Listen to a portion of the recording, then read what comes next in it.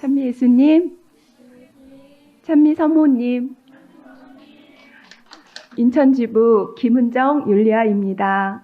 저는 1992년 11월쯤 예비자 교리를 받던 중 대모님 되실 분의 권유로 장부와 나주 성모님 경당을 다녀가게 되었습니다. 그날은 향유 흘리신 기념일이었던 것 같습니다. 장부는 안동의 오랜 구교 집안의 장손이었고 율리아님과의 시간에도 밖에서만 배했고 저는 대모님을 따라 정신없이 율리아님과의 시간을 갖게 되었는데요. 그때 저는 마치 향수를 쏟아 부어 놓은 듯한 그런 짙은 향기를 맡으며 어떻게 시간을 보낸지도 모르게 집으로 돌아가게 되었습니다. 그리고 저는 까맣게 이곳 나주를 잊고 살았습니다. 그러다 2018년 10월 19일 성모님 피눈물 흘리신 32주년 기념일에 인천 순례버스를 타고 순례를 하게 되었습니다. 9월 순교자 성월에 일터로 나오는데 그날은 아침 기도 중에 순교자 성월 기도문을 빼놓고 왔기에 스마트폰으로 그 기도문을 찾게 되었습니다. 근데 어느 분의 블로그에 나주 성모님 피눈물 흘리신 32주년 기념일에 오라는 글을 보게 되었고 그때서야 저는 나주 성모님이 생각이 났습니다. 하지만 교구에서는 인준이 안 나서 순례하면 안 된다고 또 자동 파문이 된다고 그리고 제가 식당을 하고 있기 때문에 본당의 신부님, 카톨릭 대학교의 교수 신부님들 또 신부님 엄마들 수녀님, 수도원의 수사님들이 단골 손님이셨거든요. 그래서 이곳 나주를 생각하기가 조금 망설여졌습니다. 그렇게 고민하다가 저는 장부에게 함께 9일 기도를 바쳐보자고 부탁하게 되었고 그런 다음에 나주 순례 결정을 하려고 했습니다. 주님, 제가 나주를 한번 가보고 싶은데 지금 한국 교회에서는 가면 안 된다고 하니 제가 꼭 가야 할 곳이라면 주님 성모님께서 인도해 주시라는 지향을 두고 일 때문에 항상 피곤해하는 장부와 함께 10월 묵주기도 성월 첫날부터 기도를 드렸습니다. 결과는 제가 지금 이곳 나주 성지에 이렇게 서 있고 더 빨리 순례를 하지 못했기에 죄송한 마음뿐입니다.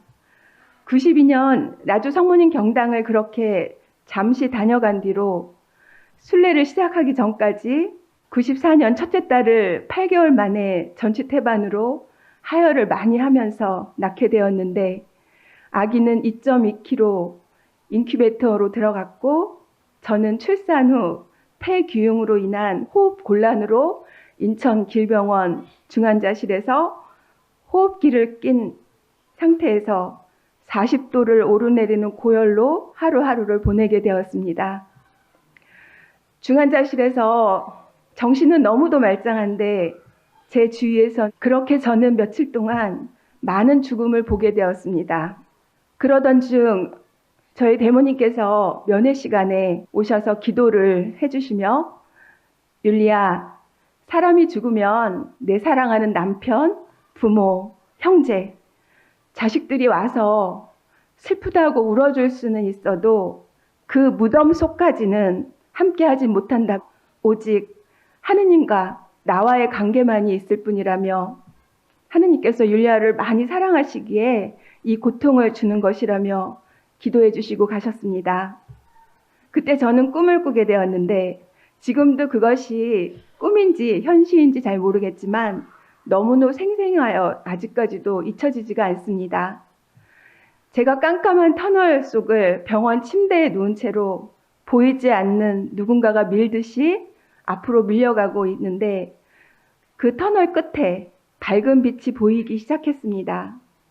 그리고 뭔가에 이끌리듯 제가 확 빠져나오게 되었는데 성모님께서 두 팔을 벌리시고 저를 꼭 안아주셨습니다.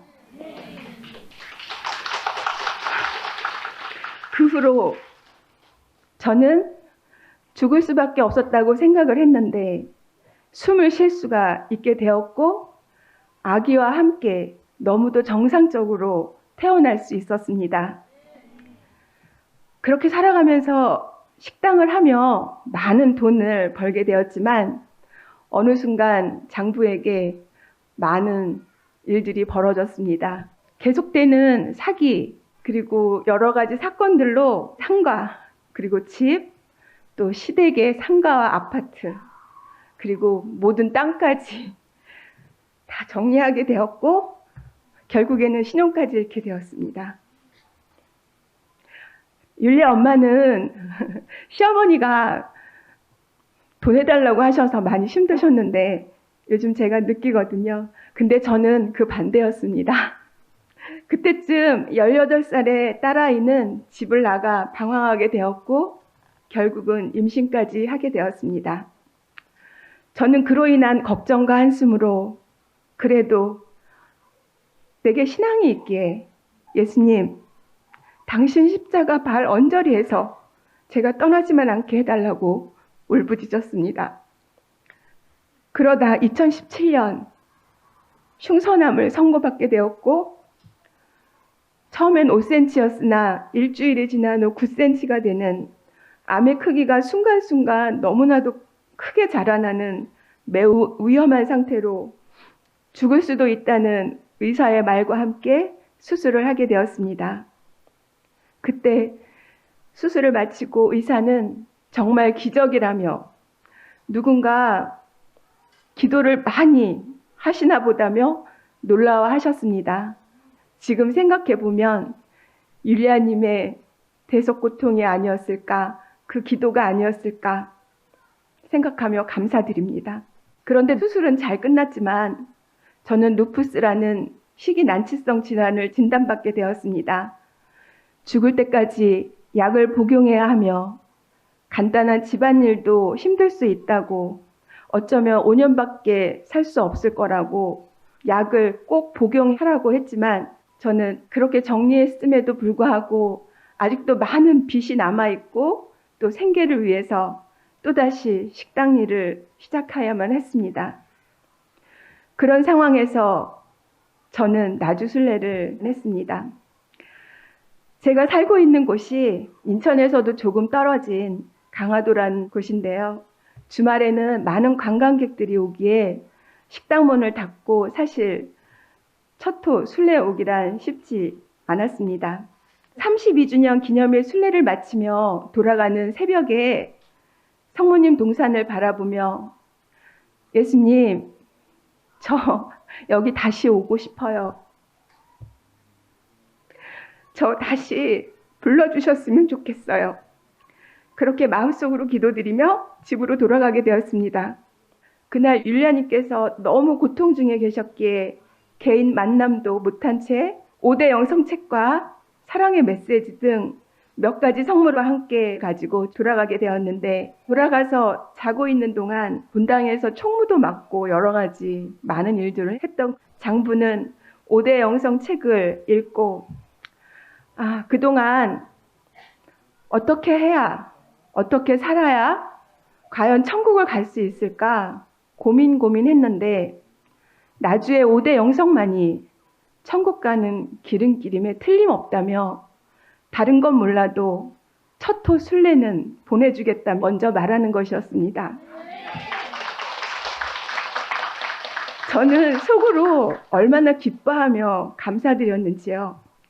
잠깐 동안이었지만 또 율리아님과 직접 만남을 못해 아쉬운 마음으로 돌아갔지만 간절한 저의 마음을 주님 성모님께서는 다 아시고 장부를 통해 다시 나주 성지로 불려주셨음을 느끼게 되었습니다. 그렇게 11월 첫 호를 순례하게 되었고 십자가의 길 준비 기도를 하며 하염없이 흐르는 눈물을 주체하지 못한 채 저에게 일어난 그 모든 일들이 그 누구의 탓도 아닌 모두 다 저의 탓임을 알게 되었습니다. 그때 성모님 경당 건축 헌금을 모금하셨는데 저는 돈은 없지만 봉헌 드리고 싶은 마음이 너무 간절하기에 수녀님께 여쭤봤더니 조금씩 조금씩 봉헌 드려도 된다 하시기에 책정을 하고 돌아가게 되었습니다.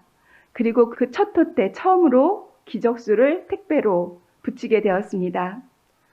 그리고 11월 7일 강화군에서 주최하는 최고의 미식 대전에 참가하게 되었는데 저희가 대상을 차지하게 되었습니다. 강화도는 순무김치가 유명한데요. 순무는 다른 무와 달리 수분이 없어서 김치할 때 물을 좀 많이 부어야 되거든요. 그때 제가 나도 기적수를 한번 넣을까?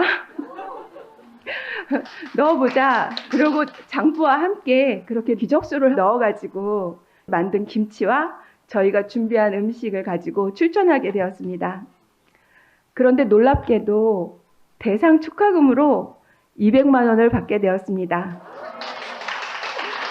그 전까지는 상품권으로 시상이 되었는데 저희 때부터 현금으로 지급이 되었던 것이었습니다.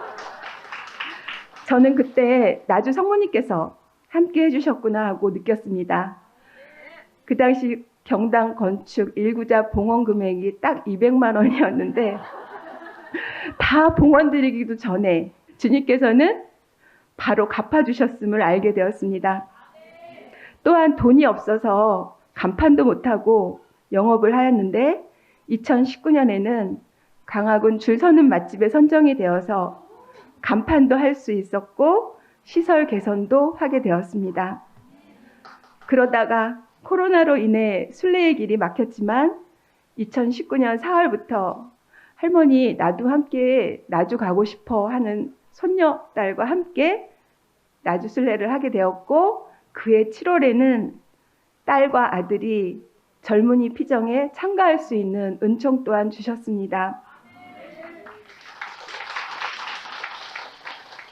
율리아님과의 만남은 못했지만 지금 생각해보면 코로나 터지기 바로 직전 마지막 젊은이 피정에 아들과 딸을 불러주셨던 것은 정말 은총이었습니다. 순례를 하지 못하는 동안 율리아님과 함께하는 묵상 프로젝트를 통해 저에게 주어지는 고통과 힘듦을 5대 영성으로 봉헌드려야 함을 알게 되었습니다. 이렇게 아프고 힘든데 식당 일을 계속 해야만 하고 장부를 향한 조금의 원망도 있었고 열심히 산다고는 하는데 왜 이렇게 계속해서 돈 걱정을 하며 하루하루 보내야 하는 절망감도 있었으며 또 부모 형제에게도 맏자식으로서 사람 노릇을 못하니까 늘 미안한 마음으로 숨죽이며 살아야 하는 자존심 상함도 있었습니다. 이 힘든 상황에 딸아이 가정까지 돌봐야 했기에 딸에 대한 어쩌면 미움도 있었습니다. 하지만 율리아님의 그 삶을 통해 저의 이 모든 고통과 아픔은 정말 아무것도 아니었음을 알게 되었고 그러한 시간이 있었기에 제가 지금 이렇게 나주로 올 수 있었던 것이 아니었을까 생각했습니다. 1992년 그렇게 잠시 잠깐 이곳 나주를 다녀갔지만 까맣게 잊고 살다가 죽어 지옥에 밖에 갈 수 없었던 이 죄인이 율리아님의 계속되는 대속 고통과 기도로 이렇게 저는 살아있음을 감히 여러분들 앞에 말씀드리고 싶습니다. 30여 년 전 중환자실에서 죽어갈 때 그 품에 안아주시어 살게 해주신 그 성모님이 바로 나주의 성모님이셨음을 순례를 통해 느끼게 해주셨습니다. 또한 피눈물 흘리신 32주년 기념일 십자가 길을 바치며 갈바리아 동산에서 신부님과 수사님, 수녀님들이 십자가 예수님 발을 만지며 기도를 할 때 제 눈에 예수님의 심장이 2번씩 뛰는 모습을 보게 해주셨습니다. 그래서 정말 이곳은 정말 예수님께서 살아계신 곳이구나 그것을 더욱 절실히 느끼게 되었습니다. 그러면서 저는 그동안 먹었던 약을 끊었고 지금까지도 약을 먹지 않고 있습니다. 죽을 때까지 그 약을 먹어야지만 살 수 있다고 했던 그 의사의 말을 무시한 것은 아니지만 나주에 계신 예수님과 성모님께서 제 마음속에 메시지를 주셨다고 생각했기에 지금까지 약을 안 먹고 있습니다. 그로 인해서 몸 안의 염증 지수가 많이 오를 때도 있어 제가 밤이 되면 좀 통증이 심하지만 기적수를 마시며 생활의 기도로 율리아님 고통 조금이나마 경감시켜드리고 위로드릴 수 있도록 부족하지만 봉헌드리고 있습니다. 5월 이 좋은 성모 성월 첫 토에 이렇게 은총 나눔할 수 있도록 안배해 주신 나주의 영광의 자비 예수님과 성모님께 감사와 찬미 영광 드리며 율리아님 정말 감사합니다. 이렇게 살아가게 해주심에 너무도 고맙고 고맙습니다. 아직도 많이 부족하여서 세상 것에 걱정과 시간을 보내고 5대 영성 무장하여 실천한다 하면서도 문득문득 화가 나면 참지 못하고 분열의 마귀에게 밥을 주곤 하지만 율리아님의 양육으로 저의 영혼 육신의 빈곤함과 고통 잘 봉헌하여 주님께서 정하신 그 때가 되면 꼭 치유시켜 주시리라 믿습니다.